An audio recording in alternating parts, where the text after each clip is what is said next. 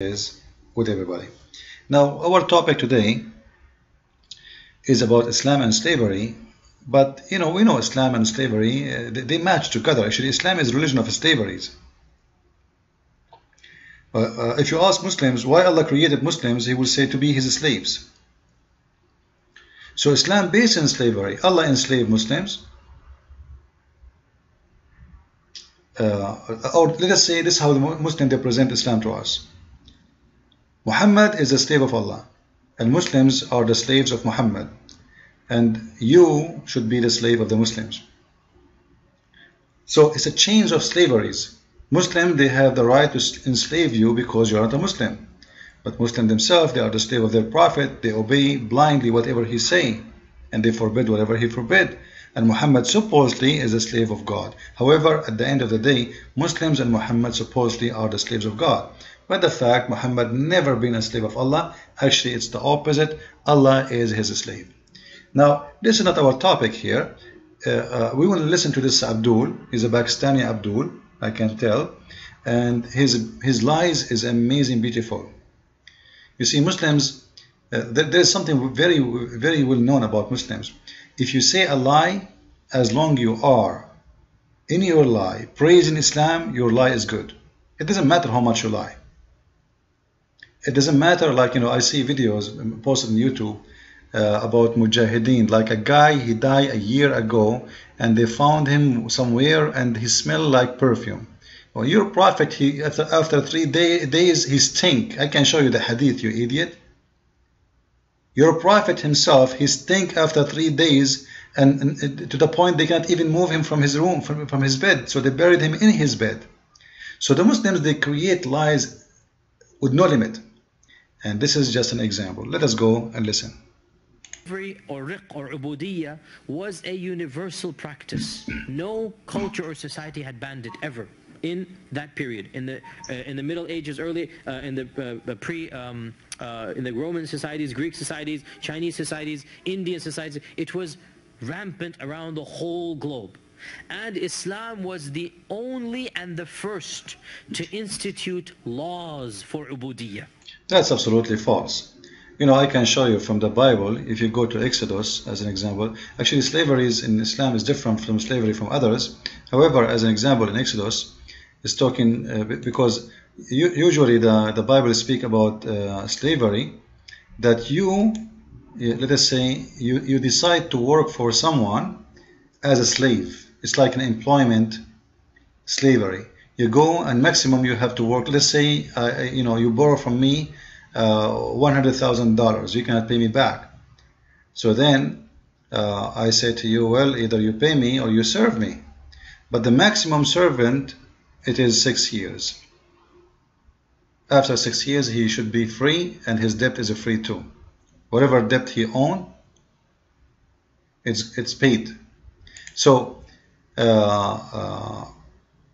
now, this is the old ages where thousands of years ago, as he said, every culture have slaves, and the Israeli themselves, they went as slaves. They've been enslaved all the nation, taken as slaves to the Babylon, to the Egyptian.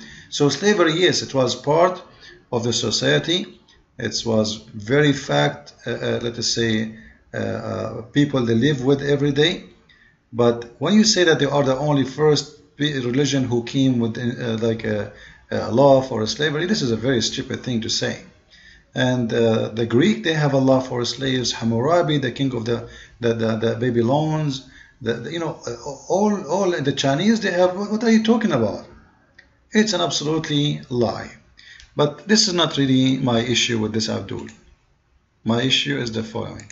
There were no laws for ubudiyya, right. riq, before the coming of Islam.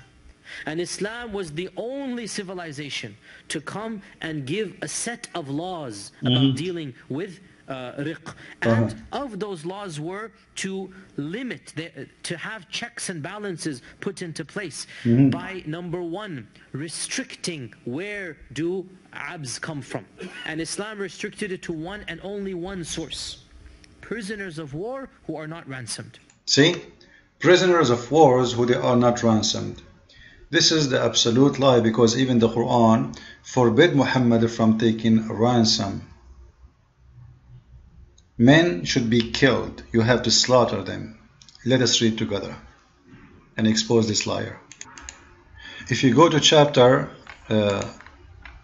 8, verse number 67, you will see that Muhammad, he made this verse specifically for a very simple reason. You see, Muhammad, he have an advisor, and his name is Umar ibn Khattab. And all the Muslims, they love money at the end of the day. But in the case of this, Muhammad, he want to use terror. He want to install terror in the heart of the believers. If you remember, Muhammad, he said, I've been victorious by terror. So all armies before, they used to, if they capture, they exchange prisoners at least. Like, you prisoner, we have a prisoner with you, and you have a prisoner with us. So we can exchange.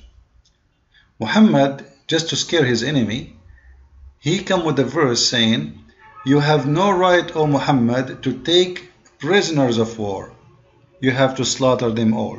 You have to slaughter the earth. Alright, you see? You have no right. It's not for you. It's not for any prophet, not only for Muhammad. It's not for any prophet. That's it, any prophet. To take prisoners of war, to take captives of wars, until he made a slaughter in the land. So the purpose is slaughtering. You don't follow a desire to make some money, because that will not make us win the war and install terror in the heart of the disbelievers. Don't worry, we will take their money anyway. We are being victorious. We will take them and take their money. Why are going after some prisoners? Slaughter them all. So he just said to us that prisoners who did not pay ransom, those are the one who enslave. Actually, Muslims don't enslave prisoners of war. They kill them all. I'm talking about men. They enslave only females and children. Females and children.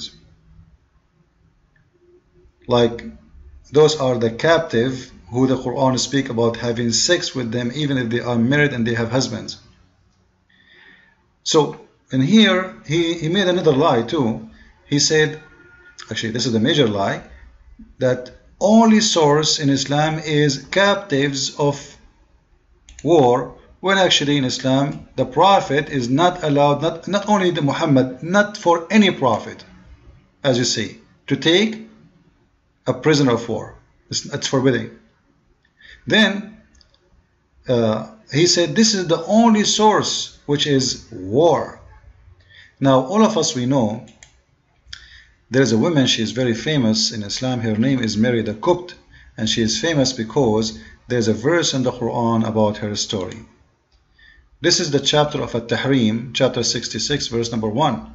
When the wives of Muhammad, they found Muhammad cut-handed in the bed having sex with Mary the Copt, which means he was cheating in his wives. As you see in here, look, the Muslims, they try to make it nicer. They say, O Prophet, this is Allah speaking to Muhammad, why you forbid, do you forbid what God made lawful for you?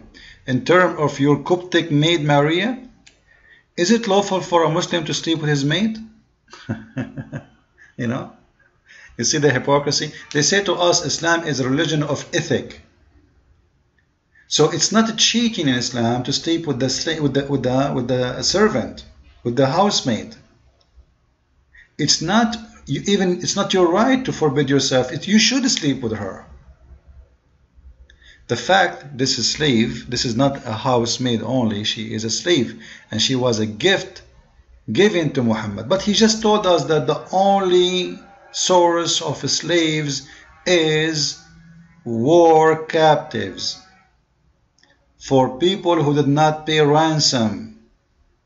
Who will pay ransom? As an example, when Muhammad, he killed all the tribe of Safiya, who is going to pay her ransom? There's nobody. Anybody left? He killed them all. He took the women and the children.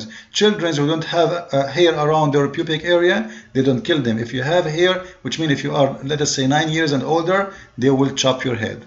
That is the merciful religion and the merciful Prophet of Allah. So, number one source is captive of war, but mostly they are females and females only. What about Bilal? Was Bilal the Ethiopian a captive of war, you liar? What about Bilal? What about Bilal, who we see in this hadith, Abu Bilal, after Muhammad he died, he said to Abu Bakr, if you have bought me for yourself, then keep me. If you bought me for Allah's sake, then leave me for Allah's sake, for Allah's work. But I thought only the source of slavery is captive of war. This guy, he was bought. What's wrong with Muslims? Why they lie? Let us see another source of slavery. And here, remember, by the way, Muslims are so proud about Bilal. They say to you, Bilal, he was a black slave who is the first one who called for a prayer. Here we go. The poor guy, Muhammad, he died. This is after the death of Muhammad. And he is asking, kissing the shoes of Abu Bakr, please free me, man. I spent my life as your slave. I fought for you. I risked my life for you. If you bought me for the sake of Allah, let me go. If you bought me to be your slave, okay, keep me. He's shown him that you are a hypocrite person. What is the other source of slavery? Gifts.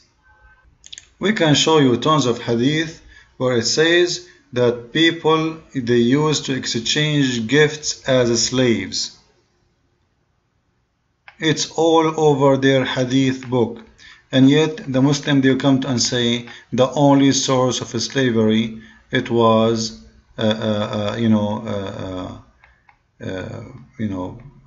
war, which is really false. There is more important, disgusting actually,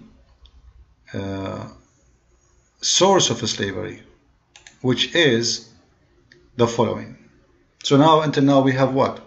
We have buying slaves, we have capturing slaves, but they are not men, mostly they are females, even if they are married, from war, and we have gifts, and we have another source. Actually, there's more source, but I don't have enough time to talk about all of them.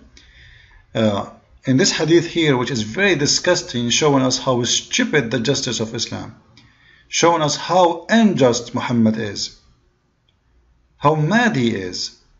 This is a story of a man, you can read with me. A man from Al-Ansar called Bashar said, speaking to Muhammad, I married a virgin woman, which means she told him that she's a virgin, in her veil, which means she is never been touched. She's a virgin. But when I entered upon her, I found her pregnant. I mentioned this to the Prophet. The Prophet sallallahu alaihi wasallam, Allah pray on him and salute him, said, this is now the judgment of the justice of Islam, Muhammad himself. She will get her dower, for you made her vagina lawful. MashaAllah, how nice your language is, how much ethical it is. He will not say because you married her, no, because you made her vagina a parking space for you. You pay her. You see how nice the language? And then he continues saying, and for the child, he will be your slaves. How disgusting this justice is. What is the problem of the little child? What is the guilt of the baby? The baby boy or the baby girl will be a slave because Muhammad is justice. If a woman commits adultery according to Islam, her son should be a slave. This is what Islam is about. And this is a true faith, disgusting. This guy is trying just to make more slaves. A baby is not even born. Why he will be the slave of the guy? Very disgusting. Follow with me, exposing the lies of Islam. God bless.